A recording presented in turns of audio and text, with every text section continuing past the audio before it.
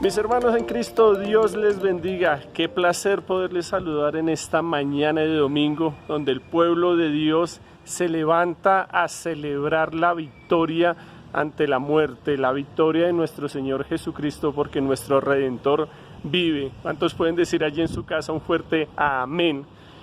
Hermano, hoy quiero invitarles a que se reúnan, se congreguen allí en familia, convoque a todos los que habitan en su casa para que escuchen esta palabra de Dios. Allí Dios traerá refrigerio a su alma, va a traer esperanza, va a traer una palabra de ánimo, una palabra que le reta a usted y aquí en adelante. Entonces, porque por un momento no incline allí su rostro y dígale: Señor, tengo mucha carga, tengo muchas dificultades, o por el contrario estoy gozoso, pero quiero depositar todo esto en ti para que tú lo utilices para mi bendición. No quiero que nada me distraiga, sino que seas tú abriendo mis oídos para que escuche tu palabra, para que escuche el mensaje que tú tienes para mí. Y el Salmo 150 dice: todo lo que respira, hagan así, todo lo que respira, usted está incluido allí. Alabe al Señor. Entonces disponga su corazón para este tiempo de alabanza, para este tiempo donde nos podemos acercar a través de la adoración a nuestro Creador, a nuestro Señor. No se desconecte y esté allí pendiente. Muchas bendiciones.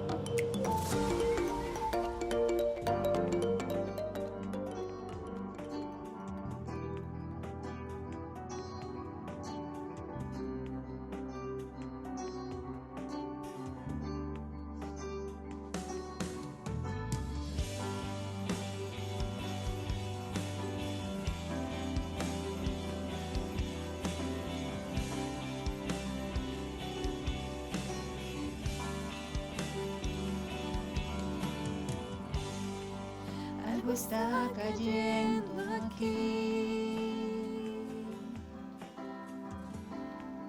es tan fuerte sobre mí. Mis manos levantaré,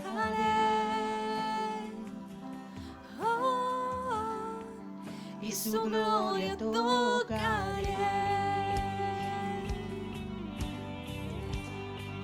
Algo está cayendo aquí, es tan fuerte sobre mí. Mis manos levantaré, y su gloria tocaré.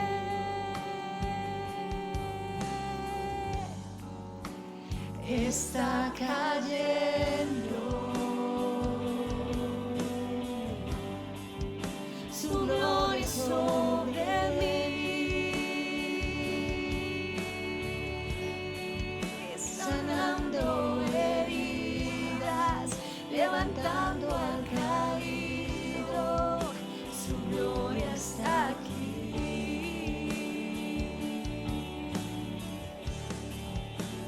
Está cayendo, su gloria sobre mí,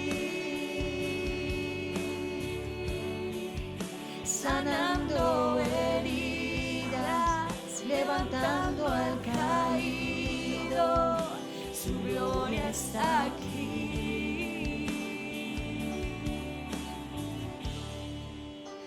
Gloria está aquí.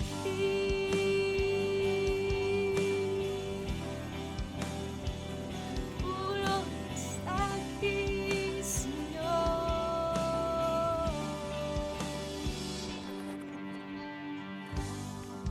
Algo está cayendo aquí. Vamos, díselo. Es tan fuerte sobre mí. Mis manos levantaré,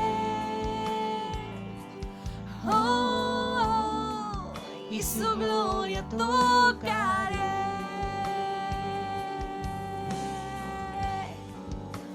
Está cayendo, su gloria sobre mí.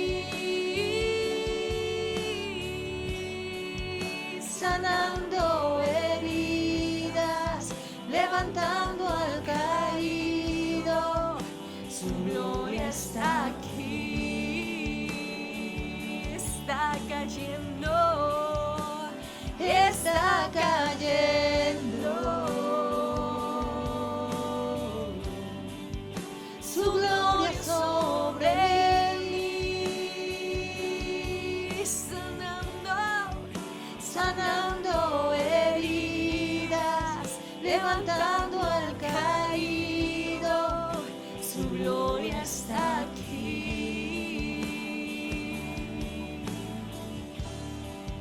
Su gloria está aquí.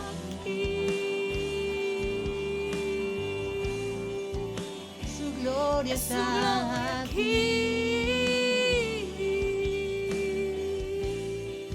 Su gloria está aquí.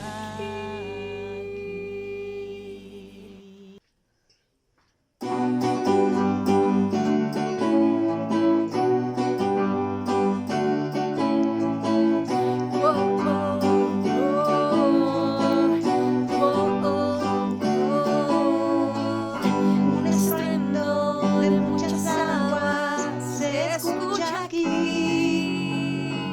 Trae sanidad, trae libertad, gozo y salvación. Es el río del Señor que nace de su corazón. Nunca se secará y esta ciudad se alegrará.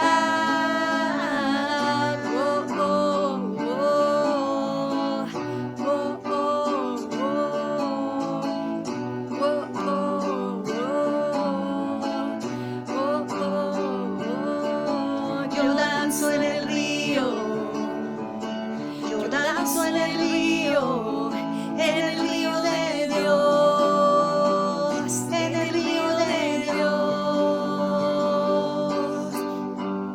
Oh, oh, oh, oh, oh, oh. Río de vida están brotando en mi interior.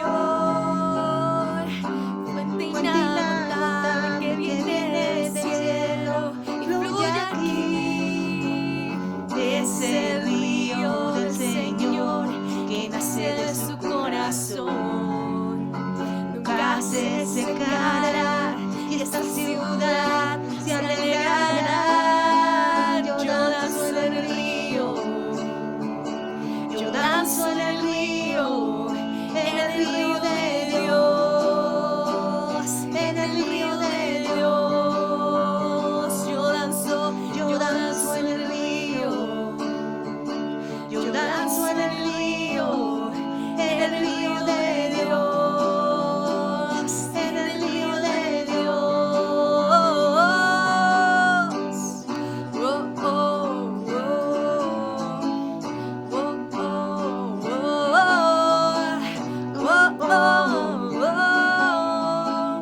oh, oh, hay vida en el río de Dios, hay gozo en el río de Dios.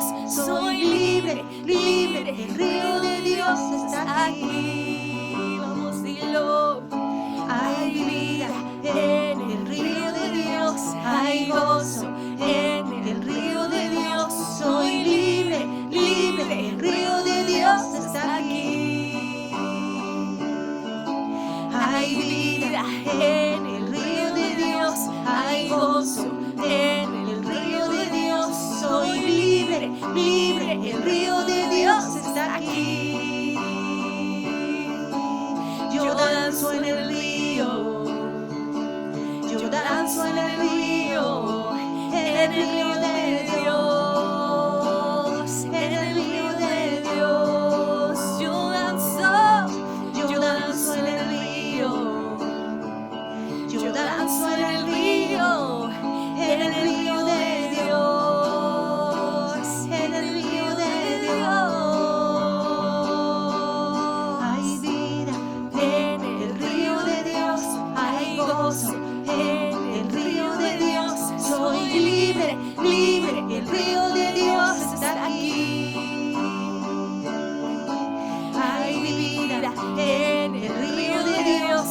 hay gozo en el río de Dios. Soy libre, libre, el río de Dios está aquí. Oh, oh, oh, oh, oh, oh, oh, oh.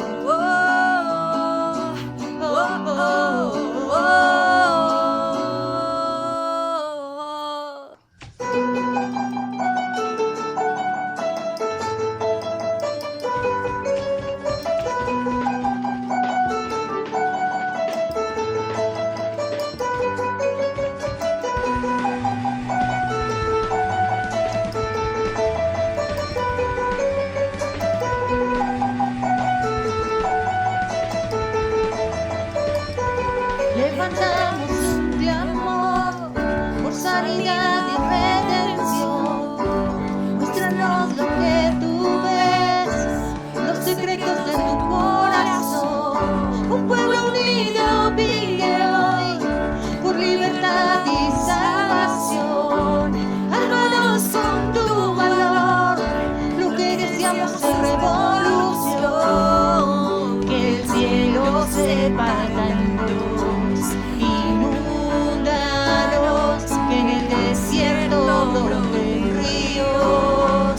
Vida sopla hoy, Hosana al Rey de salvación, Hosana al Dios altísimo. Hosana, Jesucristo, Jesucristo es Rey. Hosana al Rey de salvación, Hosana al Dios altísimo. Hosana, Jesucristo, Jesucristo es Rey.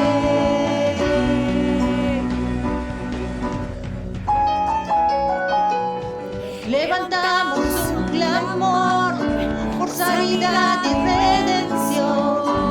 Muéstranos lo que tú ves, los secretos de tu corazón. Un pueblo unido vive hoy por libertad y salvación. Ármanos con tu valor, lo que deseamos es revolución. Que el cielo se parta en dos. Inúndanos, que en el desierto broten ríos. Vida sopla hoy, Hosana al Rey de salvación, Hosana al Dios altísimo. Hosana, Jesucristo, Jesucristo es Rey. Hosana al Rey de salvación, Hosana al Dios altísimo. Hosana, Jesucristo, Jesucristo es Rey.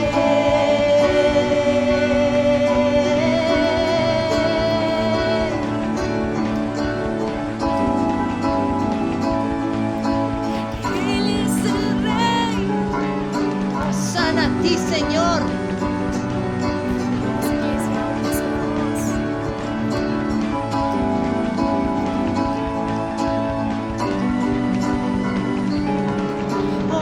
Hosana, Hosana, Hosana al Rey. Hosana, Hosana, Hosana al Rey. Hosana, Hosana, Hosana al Rey. Hosana, Hosana, Hosana al Rey. Hosana al Rey de salvación, Hosana al Dios altísimo. Hosana, Jesucristo, Jesucristo es Rey. Hosana al Rey de salvación, Hosana al Dios altísimo. Hosana, Jesucristo, Jesucristo es Rey.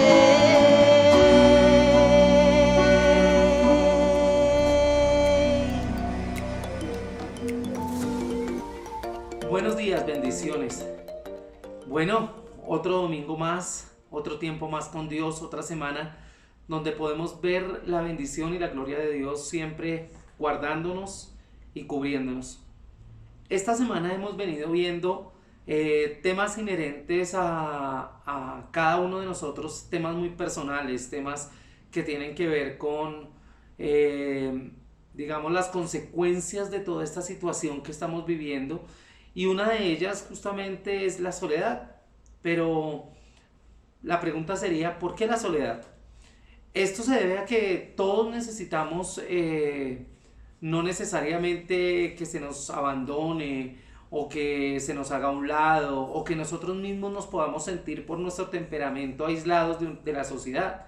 Esto tiene que ver justamente con que Dios también ha pensado que nosotros como hombres y mujeres especiales de Dios necesitamos momentos de meditación, de análisis, de aprobación de lo que estamos haciendo, aprobación de lo que estamos diciendo, la necesidad también de que hay tiempos en los que nosotros necesitamos estar no tanto al frente de un grupo, sino al frente de nuestra propia vida, ¿sí? Marchando, hablando, orientando justamente nuestros esfuerzos. Estar a solas con Dios también se hace supremamente necesario, y justamente con nosotros mismos, y en ese sentido tendríamos que hablar de nuestra conciencia. ¿Qué alimenta nuestra conciencia si no es la palabra de Dios? Entonces hay momentos en los que nosotros necesitamos justamente, digamos, nadar en la profundidad de la palabra, y eso, para ello se requiere justamente la soledad. Ser un hombre diferente requiere integridad, y la integridad requiere que cada uno de nosotros tengamos un autoexamen, ¿sí? Y ese autoexamen no se hace con ruido, ese autoexamen no se hace alrededor de muchas personas. Ese autoexamen, la palabra lo dice, es un examen que se hace a uno mismo acerca de todas las cosas que están pasando alrededor. El problema es que la vida no se detiene, y en ocasiones quien es líder o quien quiere ser una persona especial trabajando en Dios necesita retirarse a reflexionar. Pero los afanes de la vida a veces nos llaman a estar siempre al frente de las demás personas, nos llaman a estar siempre cumpliendo con una labor, nos llaman siempre a estar en actividad, ¿verdad? Quedarse quieto, estar a solas, no es tan fácil.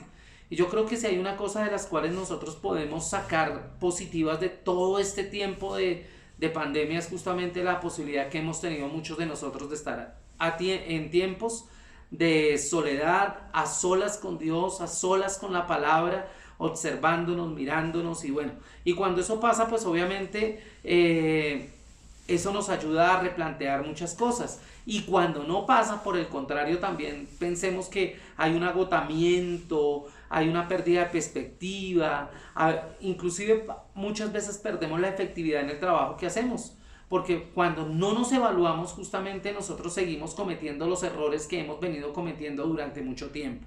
Así que quisiera hablar de un caso particular, y sé que esta semana hemos hablado de algunos casos, pero hoy en particular quiero hablar del caso de Jesús.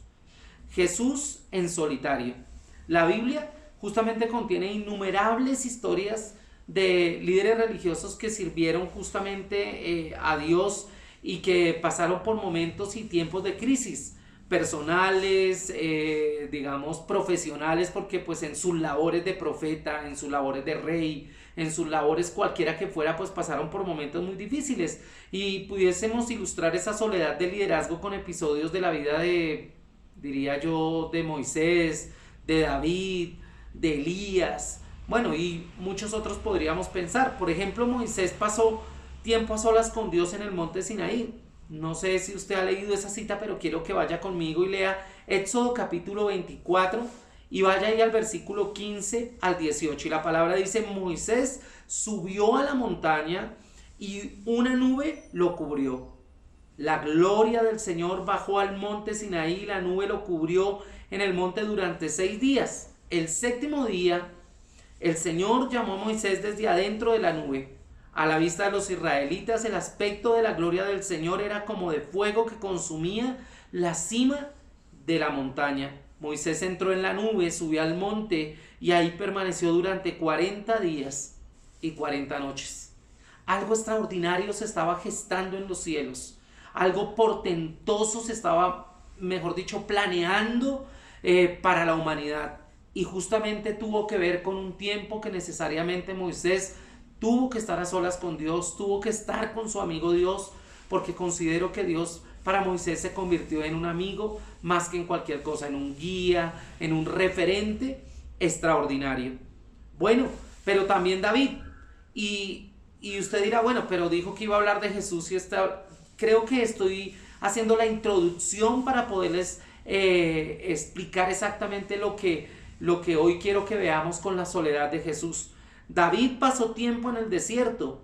David se quedó, dice en primer libro de Samuel capítulo 23 y 14, dice, David se quedó en un fuerte que estaba en los cerros del desierto de Zif. Día tras día Saúl buscaba a David, pero el Señor no le permitía encontrarlo. Pudiésemos preguntar, y justamente lo que hemos venido respondiendo esta semana, ¿qué le enseñó Dios a David en medio de la soledad? Y David no tuvo solamente ese periodo de soledad cuando Saúl lo estaba buscando para matarlo. Recuerde usted que David era pastor de ovejas y mucho tiempo pasaba a solas, y allí digamos que hubo 3 características especiales que veíamos esta semana con respecto a la soledad de David. David aprendió un arte. David aprendió a ser amigo de Dios. David aprendió justamente a entender por qué él tenía que pasar todos esos tiempos con Dios y ver el poder de Dios planteado justamente inclusive desde sus experiencias. Entonces 3 cosas particulares. Aprender una ciencia, aprender un arte y aprender a ser amigo de Dios fue clave, y eso lo vimos durante la semana. Pero mire esto, no solamente David y Moisés, también el profeta Elías se refugió en el monte Horeb. Dice la palabra de Dios allí en primer libro de Reyes 19:8. Así que Elías se levantó, comió y bebió. La comida le dio suficientes fuerzas como para caminar 40 días y 40 noches hasta llegar a Horeb, el monte de Dios. Grandes hombres de Dios, grandes momentos de soledad, grandes personajes de la Biblia, grandes momentos en la presencia de nuestro Salvador. Sin embargo, Jesús de Nazaret justamente es nuestro modelo de liderazgo por excelencia. Si usted o yo estamos buscando un modelo de persona, estamos buscando en quién poder ver cómo manejar cada aspecto de nuestra vida, tiene que ser en Jesús. Y por eso, digamos que hoy voy a ilustrar la soledad del liderazgo de Jesús con un episodio de su propia vida. Si usted quiere, vaya conmigo a Lucas capítulo 9 y versículo 51. Yo creo que este es uno de los textos más importantes del Evangelio de Lucas. Dice, cuando se cumplió el tiempo en el que él había de ser recibido arriba, afirmó su rostro para ir a Jerusalén. ¿Sabe? Este pasaje habla sobre la decisión más difícil que Jesús jamás tomó. Y esa decisión tenía que ver justamente con una misión muy especial que cumplir. Y esa misión había sido dada por Dios a él. Y esa misión requería viajar a Jerusalén, la capital de Judea, para que pues allí tuviera que enfrentar a las autoridades políticas y religiosas. Jesús debía desenmascarar justamente a los líderes falsos que oprimían y que mataban al pueblo, pero ese proceso de confrontación justamente era en el que Jesús se iba a jugar la vida misma.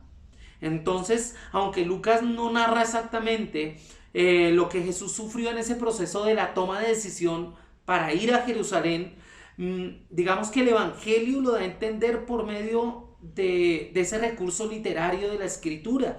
¿Y por qué? Porque Lucas nos cuenta en 3 ocasiones justamente cómo Jesús se retiraba a orar por largo tiempo antes de tomar la decisión. Hemos leído a Lucas capítulo 9 versículo 51, pero miremos lo que dice en Lucas capítulo 5 y versículo 16. Dice que Jesús se retiraba a lugares desiertos para orar. Con exactitud el texto dice, pero Jesús se retiraba a lugares apartados para orar. ¿Sabe? Una de las situaciones particulares que le ayudó a Jesús a tomar las decisiones más importantes, aunque él estaba sujeto a su Padre, era justamente apartarse a orar para estar juntamente con su Padre. Eso era importantísimo. Pero no solamente en Lucas capítulo 5, miremos en Lucas capítulo 6 y en el versículo 12 lo que dice. Dice que Jesús se retiraba a lugares desiertos. En el primer punto se retiraba a lugares especiales, lugares apartados. Aquí dice la palabra, por esos días Jesús fue al monte a orar y pasó la noche orando con su Padre Dios. Entonces, digamos que Lucas nos va preparando a través de estos pasajes justamente para que podamos entender la necesidad de la soledad de Jesús para tomar la decisión más importante de su ministerio. Y esa decisión tenía que ver justamente con ir a Jerusalén a enfrentar a las autoridades religiosas y finalmente a morir. En Lucas capítulo 9, versículo 28, afirma que Jesús subió al monte a orar con Pedro, con Juan y con Jacobo. El círculo más íntimo. Hemos hablado de que Jesús siempre estuvo acompañado de muchas personas, pero Jesús tenía 70, Jesús tenía 12, pero tenía un círculo íntimo de 3 con los cuales pues mantenía. Y dice, como 8 días después de que Jesús dijo esto, subió al monte a orar y se llevó con él a Pedro, a Juan y a Jacobo. Entonces podemos inferir que Jesús se retiraba a orar constantemente porque estaba ponderando a solas la decisión de subir a Jerusalén. Pero ¿sabe cómo explicar esto que acabo de decir sin mirar la consecuencia de esa soledad? La consecuencia de eso, que era necesario que él viviera allí, en el monte, en el lugar apartado, en el desierto. Pues déjeme decirle que en el capítulo 9 y en el versículo 51 está justamente esta consecuencia. Dice que Jesús afirmó su rostro para ir a Jerusalén. Es una frase hermosa porque tiene un alto contenido poético. Describe la valentía de Jesús, quien le dio la cara a la situación con arrojo, con integridad. ¿Sabe? En otras versiones de la Biblia este pasaje nos ayuda a entender un poco más lo que estaba pasando con Jesús. Si usted mira la Reina Valera contemporánea, dice, se acercaba el tiempo en que Jesús había de ser recibido arriba, así que resolvió con firmeza dirigirse a Jerusalén. En la Nueva Versión Internacional dice, como se acercaba el tiempo de que fuera llevado al cielo, Jesús se hizo el firme propósito de ir a Jerusalén. En la Nueva Traducción Viviente dice, cuando se acercaba el tiempo de ascender al cielo, Jesús salió con determinación hacia Jerusalén. Y en la Biblia Dios habla hoy, dice, cuando ya se acercaba el tiempo en que Jesús había de subir al cielo, emprendió con valor su viaje a Jerusalén. Entonces podemos decir que la consecuencia de los tiempos a solas con Dios, de los tiempos a solas con el Padre, de los tiempos a solas con el Espíritu Santo, y me refiero a nosotros, tiene que ver con decisiones firmes, tiene que ver con que Dios nos coloque en una situación y en un momento de arrojo, de valentía, de plantar cara, de enfrentar el momento en que estamos viviendo. Y mire que un punto que no debemos pasar por alto es que Jesús toma la decisión cuando se cumplió el tiempo adecuado. Y esto yo creo que a nosotros nos recuerda dos cosas, que hay un tiempo cronos y un tiempo kairos. El cronos tiene que ver con el aspecto cuantitativo del tiempo, ¿sí? Las horas en particular, cada segundo, cada minuto, cada hora. Pero cuando hablamos del kairos de Dios, estamos hablando al momento adecuado para hacer algo. Yo creo que muchos de nosotros hemos hecho muchas cosas en el cronos, pero a veces el no estar a solas con Dios, el no evaluar y reflexionar las situaciones que nos van pasando en la vida, quizás nos apartan de hacer las cosas en el tiempo adecuado de Dios. Y aquí nos está hablando justamente de eso. Estar a solas con Dios nos ayuda a entender el tiempo adecuado para hacer las cosas que Dios nos pide que nosotros hagamos. Entonces, pensemos qué había de encontrar Jesús en Jerusalén que le costó tanto tomar la decisión de ir allí. Allí encontraría elementos contradictorios, cosas difíciles. Por ejemplo, una multitud que lo aclamaría con gozo declarándolo el Hijo de David. Si usted se acuerda, él entró y todo el mundo hablaba y gritaba el nombre de Dios. He ahí el Hijo de David, ¿sí? Y con ramos, y fue una entrada triunfal. Pero eso tenía que ver también con algo que también iba a pasar fuerte: el liderazgo religioso tradicional, ¿sí? Los sacerdotes, los fariseos, los escribas los recibieron con desprecio y lo recibieron con una cosita por allá adentro, como si él les estuviera robando algo que les perteneciera. Entonces, mientras el pueblo lo recibía de una forma, los religiosos lo recibían de otra. Aparte de eso, la guardia del templo también lo recibió, y esa misma guardia lo arrestaría días después. Pero también el parlamento judío, conocido como el Sanedrín, también ellos lo iban a juzgar de manera ilegal días después. Entonces, mire esas contradicciones. El liderazgo político y militar romano, quien lo juzgó de manera, digamos, sumaria, por decirlo así, en términos de derecho, lo condenaron a muerte. Entonces, las cosas estaban pasando de una manera muy particular. Entonces, esto tenía que ver con que, pues, él ya se había preparado en la soledad para todo lo que venía. Y yo no sé si quizás Dios durante todo este tiempo nos ha venido preparando para todo lo que se viene, para nuestra vida, para nuestra familia, para nuestro país, para nuestra realidad en cuanto a iglesia, en nuestra realidad como congregación. Y yo creo que particularmente estoy pensando que sí. Pero después de la soledad toca tener cuidado ¿con qué? Con la distracción. ¿Sabe? Pasó algo fundamental aquí en la vida de Jesús, y es que nosotros tenemos que aprender de que no hay que perder de vista que después de tomada la decisión pueden haber una serie de personas que se atraviesen justamente en el camino para distraernos, para que nosotros quizás perdamos lo que en soledad pudimos encontrar o pudimos visualizar. Entonces, digamos que algunos, en este caso de quienes voy a hablar, lo hicieron de buena fe, ¿sí ve? Y en otras, pues obviamente hay gente que no lo hace de buena fe y entorpecen justamente la misión a la que nosotros hemos sido llamados. Mire que el caso más escandaloso es el de Juan y Jacobo, quienes responden de manera supremamente desmedida a la situación incómoda de Jesús y sus discípulos, porque digamos que ellos fueron rechazados por los habitantes de algunas ciudades o de algunas aldeas samaritanas, ¿sí? Y ofendidos.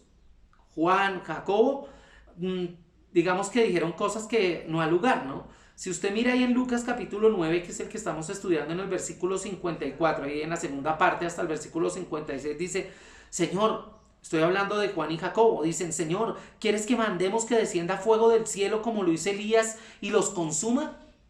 Entonces, volviéndose él, los reprendió diciendo: ¿Vosotros no sabéis que del Espíritu sois? Porque el Hijo del Hombre no ha venido para perder las almas de los hombres, sino para salvarlas. Y se fueron a otra aldea. ¿Sabe? Quizás si Jesús se hubiera dejado llevar por la distracción de Juan y de Jacobo, que eran llamados también Boanerges, ¿sí? O sea, los hijos del trueno. Ellos tenían un temperamento muy fuerte y aquí se develaba ese temperamento. Y si Jesús les hubiera puesto cuidado y si Jesús se hubiera dejado distraer por eso, quizás se hubiera perdido justamente el objetivo principal de todos esos tiempos a solas, de ir a Jerusalén a hacer lo que tenía que hacer, además porque el tiempo se había cumplido. Nótese que la pregunta de los discípulos denota una ignorancia terrible de ellos, pues desconocían justamente el carácter de Jesús. Parece que no hubieran vivido con él tanto tiempo, ¿sí? Y no solamente le pasó a ellos, le pasó a Pedro, ¿sí? Cuando casi le vuela la cabeza a aquel hombre. Le pasó a otros discípulos que, habiendo vivido con ellos, pareciera que se dejaban distraer por las circunstancias. Y aquí estaba pasando eso. Es evidente que Jesús nunca hubiera deseado la muerte de los samaritanos. Imagínense usted que los amaba tanto, y una evidencia clara es lo que pasa allí en Juan capítulo 4 con la mujer samaritana. Es evidente que Jesús nunca hubiera utilizado el poder divino para la venganza. Nunca lo hizo. Sin embargo, Juan y Jacobo le hacen perder el tiempo con una pregunta, perdón que lo diga, pero tonta.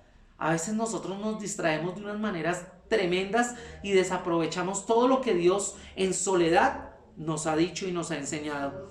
Sí, a veces se aparecen otros hombres que ofrecen seguir a Jesús. Si usted mira ahí ese capítulo 9, es tan diciente.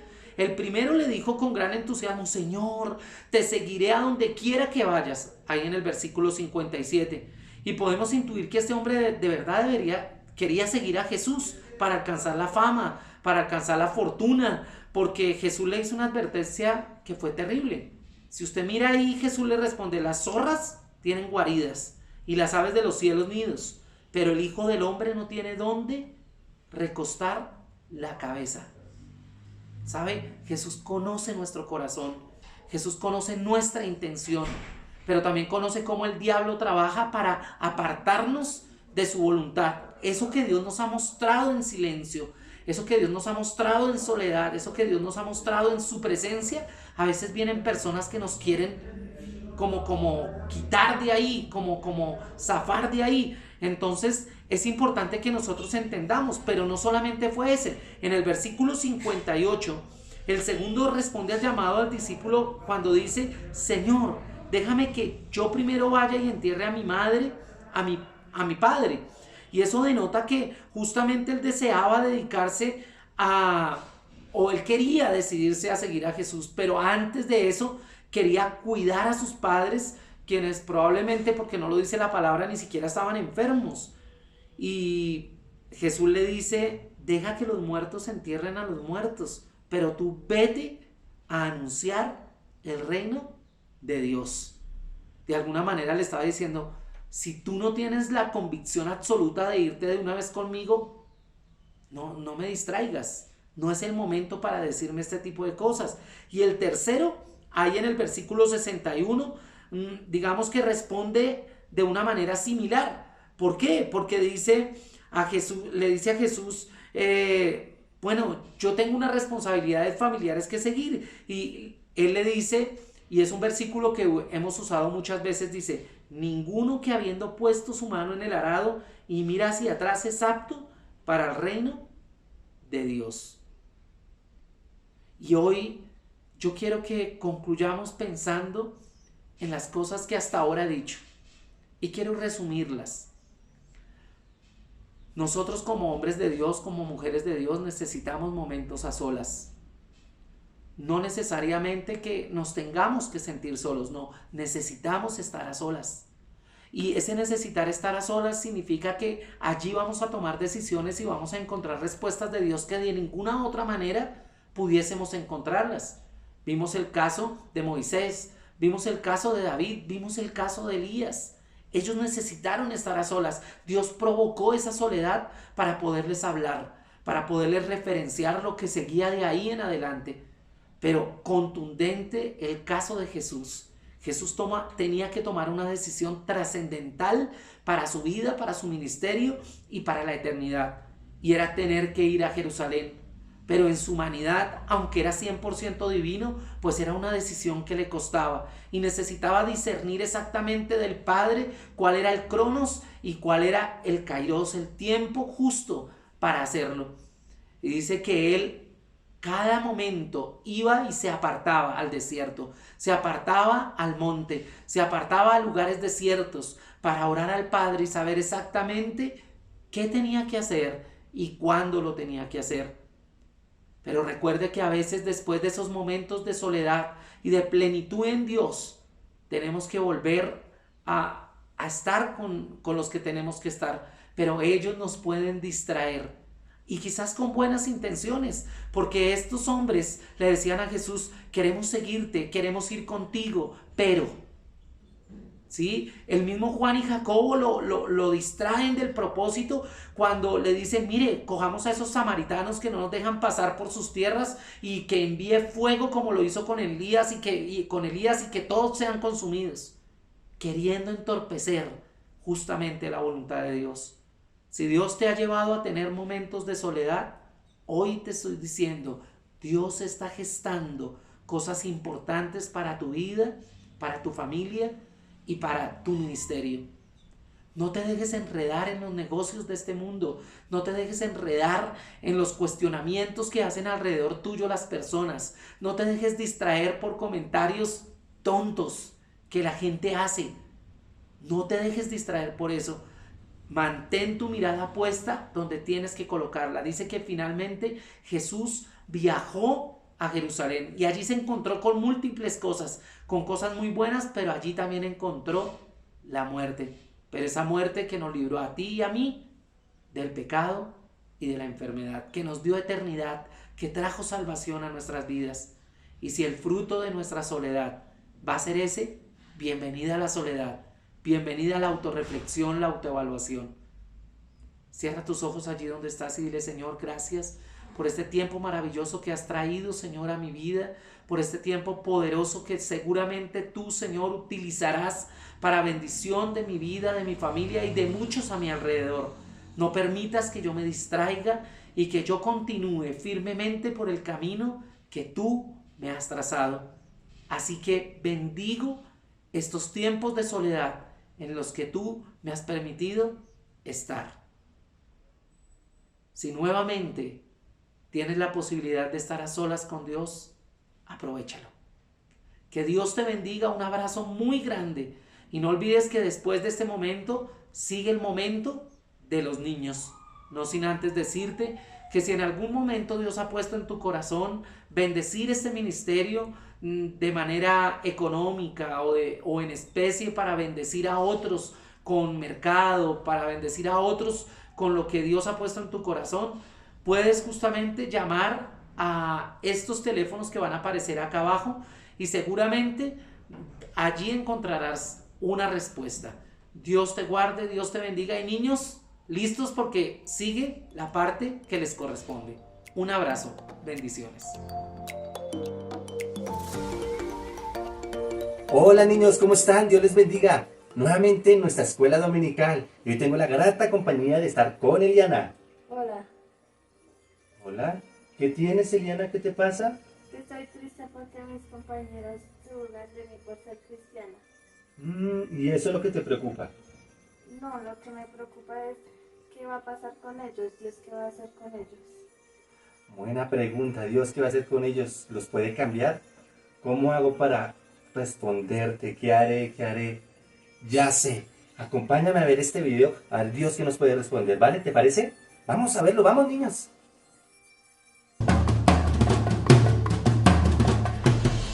Por el camino que llevaba a Damasco, se dirigía a gran prisa Saulo, uno de los hombres que perseguía a los seguidores de Jesús para ponerlos en prisión. Mientras caminaba junto a sus soldados, una fuerte voz estremeció el lugar y una luz rodeó a Saulo, cegando por completo sus ojos. Al caer al suelo, escuchó la voz de Jesús que le dijo: «Saulo, Saulo, ¿por qué me persigues?». Saulo, muy asustado, le dijo: «¿Quién eres? ¿Qué quieres que haga?». A lo que él respondió: «Soy yo, Jesús, a quien tú persigues. Ve a la ciudad y allí te diré lo que debes hacer». Saulo, sorprendido por lo que le había ocurrido, pidió a los soldados que lo llevasen a la casa de Judas. Alejado de todos, ayunó y oró por 3 días, hasta que Ananías, un seguidor de Jesús, es enviado por Dios para que le devuelva la vista. Ananías oró por Saulo y las escamas de sus ojos cayeron. En ese momento, el Espíritu Santo descendió sobre él, cambiando su naturaleza y su nombre. Ahora su nombre sería Pablo. Después de esto, Pablo salió a predicar de Jesús y de sus maravillas a todos, muchos se sorprendieron al ver que aquel que buscaba a Jesús para matarlo, ahora predica su palabra. Aún así, Pablo, sin importarle lo que la gente pensara, predicaba la palabra de Dios a todas las naciones. Incluso cuando estaba en la cárcel con su amigo Silas, alabaron a Dios de tal manera que las puertas fueron abiertas. Podemos ver en Pablo un ejemplo de arrepentimiento, lucha y paciencia, pues él, como un atleta, corría la carrera del propósito de Dios. Como un luchador, peleaba la buena batalla y guardaba la fe en aquel que le había llamado a su gran obra, y se esforzaba cada día más para llevar el Evangelio de Jesús, haciendo discípulos en muchas naciones, pues esa era su gran carrera. ¡Wow! ¿Qué te pareció, Eliana? Me gustó mucho, ya sé que Dios puede cambiar la vida de mis compañeros. ¿Cierto? ¿Cómo les pareció, niños? Dios puede cambiar las vidas de las personas. Así como Pablo iba persiguiendo a los cristianos, Dios hizo un cambio en su vida y lo pudo transformar. Pero mira, Dios nos regala una palabra hoy. Y está en Filipenses capítulo 3, versículo 13 al 14. Leemos la palabra del Señor. Hermano, yo mismo no pretendo haberlo ya alcanzado, pero una cosa hago, olvidando ciertamente lo que queda atrás y extendiéndome lo que está adelante, prosigo a la meta, al premio del supremo llamamiento de Dios en Cristo Jesús. O sea, que cuando Dios transforma tu vida, te da un propósito y empezamos a olvidar ya lo que ha pasado de nosotros y Dios nos da un propósito para correr una carrera, como el atleta. Pero en esa carrera vamos a encontrar tropiezos, dificultades, pero Dios lo permite para formar nuestro carácter y nuestra vida, para cuando lleguemos a la meta, lleguemos bien, súper bien. Y en esa carrera nos vamos a encontrar adversarios. Así como hay adversarios que nos quieren sacar del camino, en la vida espiritual el enemigo también nos quiere sacar del propósito de Dios. Pero como ya hemos entregado la vida a Dios, Dios nos ha cambiado, ahora vamos a ir avanzando, terminando la carrera, prosiguiendo al blanco para llegar a la meta. ¿Qué les parece, niño? Los reto a seguir adelante, a no desistir. Te reto, Diana, a que sigamos adelante, ¿te parece? Pero uno también debe estar bien físicamente como en lo espiritual, ¿cierto? Sí, uno también debe estar físicamente bien. Para poder agradecerle a Dios y hacer todo para Dios, uno estar bien. Claro, uno debe estar bien espiritualmente, pero también físicamente para servirle al Señor. ¿Y por qué la pregunta? Usted está como gordita, ¿no? ¿Gordito yo? ¿Y por Sí. qué no? ¿Yo no estoy gordito? Sí, debe dar ejemplo, profesor. Sí, debo dar ejemplo. ¿Y por qué me preguntas eso? Es como rara. No, vámonos a trotar mejor. No, a trotar no, pero ¿por qué? Niño, chao, chao, no, pero yo no quiero, Diana, yo no quiero.